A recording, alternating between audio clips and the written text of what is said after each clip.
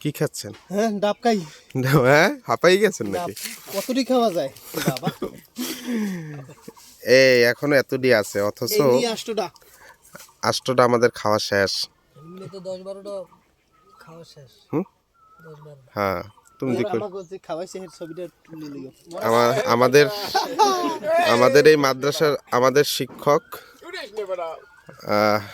এই হচ্ছে আমার ভাই, আর এই হচ্ছে ভাগনা পারন্তিস। দেখছি গাছের গোড়ায় 1 সেকেন্ড চাইয়ে দিয়ে যে গাছের মাথায়। আমার আমার আমার শিক্ষক এর নিয়ে খুব ভয়ে আছে, খুব ভয়ে আছে এর নিয়ে। কয়ে রে আনছো চোখ বান জানো না কেন?